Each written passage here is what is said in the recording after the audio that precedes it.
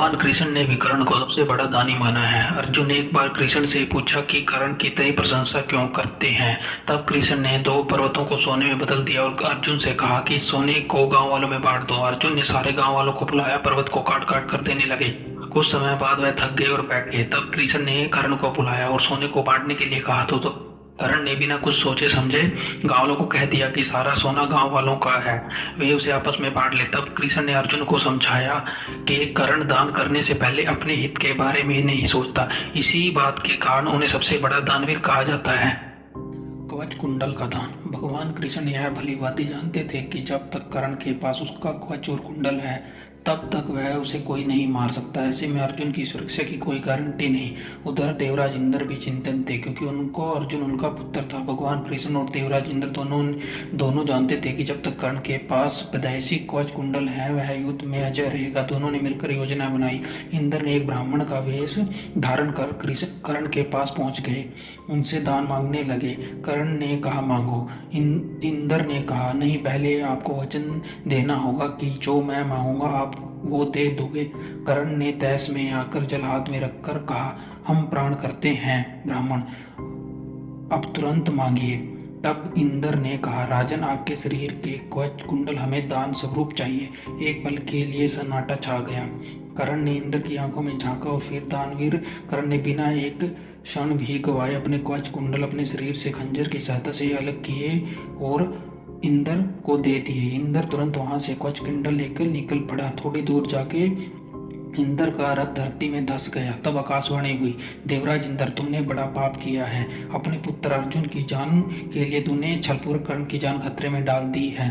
अब यह रथ यहीं धंसा रहेगा और तू भी यहीं धंस जाएगा। तब इंद्र ने कर्ण को कवच कुंडल के बदले अमोघ अस्त्र दिया था।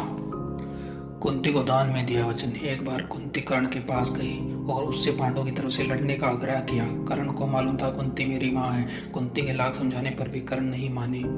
कर्ण ने कहा कि कौरवों के साथ अब तक उसने अपना सारा जीवन बताया है, वह उनके साथ विश्वासघात नहीं कर सकता। तब कुंती ने कहा कि क्या तुम अपने भाइयों को मारोगे। इस पर कर्ण बहुत बड़ी दुविधा में फंस गया। उसने तभी वचन दिया, माते तुम जानती हो कि कर्ण के यहाँ याचक बनकर आया कोई भी खाली हाथ नहीं जाता। अतः मैं वचन देता हूँ कि अर्जुन को छोड़कर अन्य भाइयों पर वह शस्त्र नहीं उठाएगा। कृष्ण ने ली कर्ण के दान की परीक्षा। जब महाराज युधिष्ठिर इंद्रप्रस्थ पर राज्य करते थे तब वे काफी दान आदि किया करते थे। पांडवों को इसका अभिमान होने लगा। भीम व अर्जुन ने कृष्ण के समक्ष युधिष्ठिर की प्रशंसा शुरू की कि वे कितने बड़े दानी हैं, लेकिन कृष्ण ने उन्हें बीच में टोक कर कहा, हमने कर्ण जैसा दानवीर नहीं देखा। पांडवों को यह बात पसंद नहीं आई। तब कृष्ण ने कहा कि समय आने पर वह सिद्ध कर देंगे कर्ण सबसे बड़ा दानवीर है। कुछ दिन के बाद एक याचक युधिष्ठिर के पास आया और बोला, महाराज, मैं आपके राज्य में रहने वाला एक ब्राह्मण हूँ और मेरा व्रत है कि बिना हवन किए मुझे कुछ नहीं खाना पीना। कई दिन से मेरे पास यज्ञ के लिए चंदन की लकड़ी नहीं है। यदि आपके पास है तो मुझे पर कृपा करें, अन्यथा हवन नहीं होनेगा और मैं भूखे प्यासा मर जाऊंगा। युधिष्ठिर ने तुरंत कोषगार के कर्मचारी को बुलाया, कोष से चंदन की लकड़ी देने का आदेश दिया। संयोग से कोषगार ने सूखी लकड़ी नहीं थी। तब महाराज ने भीम व अर्जुन को चंदन की लकड़ी का प्रबंध करने का आदेश दिया, लेकिन काफी दौड़ भाग व धूप में सूखी लकड़ी की व्यवस्था नहीं हो पाई। तब ब्राह्मण को हिताश होता देख कृष्ण ने कहा, मेरे अनुमान के साथ एक स्थान पर आपको चंदन की लकड़ी मिल जाएगी, आइए मेरे साथ। ब्राह्मण यह सुनकर खुश हुआ, बोला कहाँ पर। तब भगवान ने अर्जुन व भीम को भी भेष बदलकर ब्राह्मण के संग लेकर चल दिए। कृष्ण उसको लेकर कर्ण के महल में गए। सभी ब्राह्मणों के वेश में थे, अतः कर्ण ने उन्हें पहचाना नहीं।